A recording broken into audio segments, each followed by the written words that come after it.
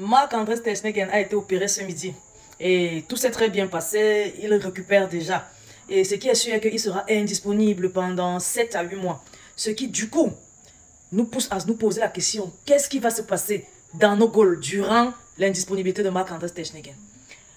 Déjà, Inaki Peña va le remplacer pendant un certain moment. Vous savez qu'on a Inaki Peña, du coup on ne peut pas profiter d'un joker médical et pouvoir acheter un autre gardien maintenant pendant que le mercato n'est pas encore ouvert. Du coup, on va devoir gérer avec Inaki Peña. Qui dit Inaki Peña me fait seulement me rappeler des moments l'année dernière où Marc-André Ter Stegen était blessé. Inaki Peña a dû le remplacer. Il a fait un bon premier match, un bon deuxième match. On a dit Inaki Peña, la muraille de Chine.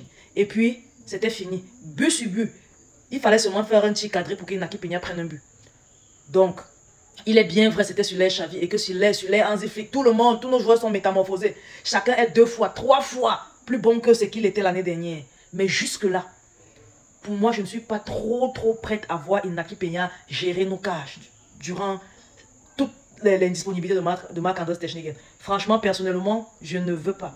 Le Barça aussi, c'est ça. Du coup, le Barça pense pouvoir attirer quelqu'un durant le mercato d'été. Ça veut dire le mercato de décembre-janvier. Le mercato d'hiver, le mercato de décembre-janvier. Du coup, le Barça veut un gardien, mais un gardien libre de tout contrat. Où est-ce qu'on va trouver un bon gardien qui sera mieux qu'Inaki Peña, libre de tout contrat? Je me demande bien. Pour moi, je pense on va être forcé à dépenser un peu d'argent. Et s'il faut dépenser un peu d'argent, il faut prendre quelqu'un de bien. Voici mes propositions à moi. J'ai 2 propositions, mais jusque-là, ces gars ne sont même pas libres. Première proposition, il y a Emiliano Martinez, le gardien de l'Argentine, présentement en service à Aston Villa jusqu'en 2029. Emiliano Martinez a 32 ans. Pour un gardien, c'est relativement jeune et il est bon. On ne va pas mentir, on ne va pas se voiler la face.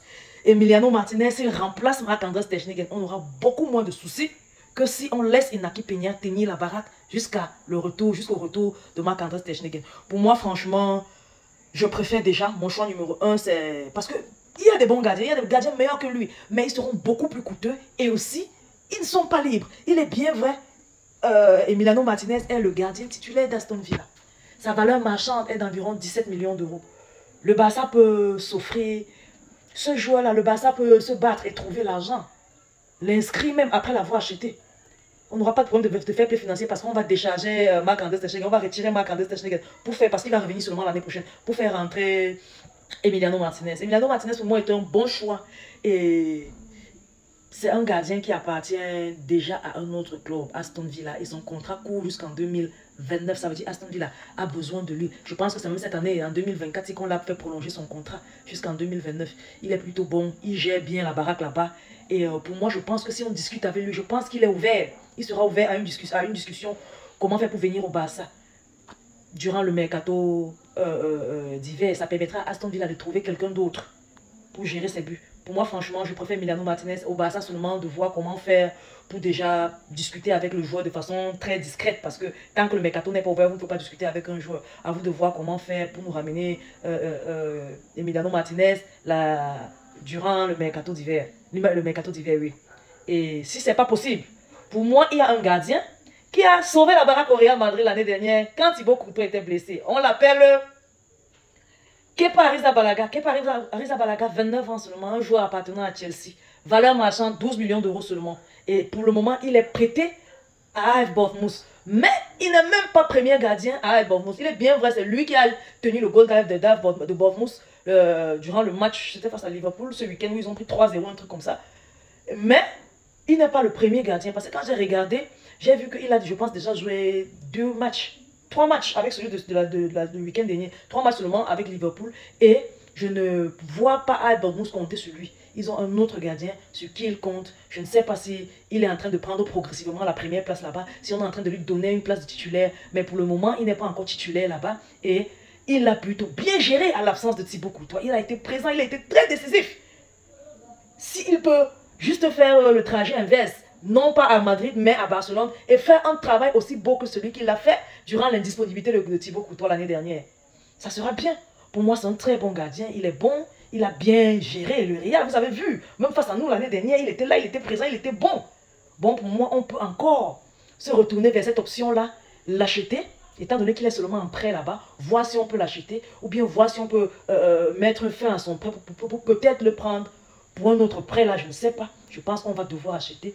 Et de toutes les façons, Inaki Peña a jusqu'à décembre pour nous prouver qu'on peut lui faire confiance. S'il nous prouve que lui aussi il s'est métamorphosé sur les anti-flics et qu'on peut désormais lui faire confiance, c'est bon, on va lui faire confiance. Mais sinon, on a ces deux gardiens-là. Et on est sans oublier que ces deux gardiens, c'est-à-dire Kepa Arrizabalaga et Emiliano Martinez sont des gardiens très forts en pénalty. Vous savez, en Ligue dernièrement, le sifflet pénalty pour le Real, pénalty contre le Barça. Tous ces pénaltys qui vont siffler contre nous là, on a de fortes chances que Kepa Arrizabalaga gère ça. On a de fortes chances qu'Emiliano Martinez gère ça. Vous savez, Emiliano Martinez, c'est celui qui frustre le tireur de pénalty. Il va nous frustrer Mbappé. Il va frustrer le tireur pénalty, le tireur attitré de pénalty en Ligue cette année. 4 buts marqués, 3 pénaltys. Il va le frustrer. Et le gars, je pense que désormais, il va penser à marquer maintenant dans le match et non attendre chaque fois des pénaltys. Même Vinicius a réfléchi avant de tomber bêtement dans la surface pour qu'on siffle pénalty. Parce que c'est que face à lui, s'il y a Emiliano Martinez ou Kepa Arrizabalaga, siffler pénalty, c'est comme siffler coup franc. Vous avez fait comment pour marquer avec les murs sur les goals, avec les murs devant la cage. Franchement, pour moi, je pense que avec Kepa Arrizabalaga ou bien Emiliano Martinez, on a de quoi être rassuré durant l'indisponibilité de Marc-André ter Stegen. Dites-moi en commentaire, les gars, quel est celui-là qui doit gérer les goals du Barça durant l'absence, la longue absence de Marc-André ter Stegen. N'oubliez pas de partager la vidéo, abonnez-vous à la page. Vous ne vous abonnez pas, abonnez-vous à la page, recommandez la page. Surtout, laissez vos différents avis en commentaire pour vous. Quel est le gardien qui doit tenir la baraque à l'absence de Marc-André ter Stegen? Je vous aime beaucoup, on va se dire à la prochaine pour une nouvelle vidéo.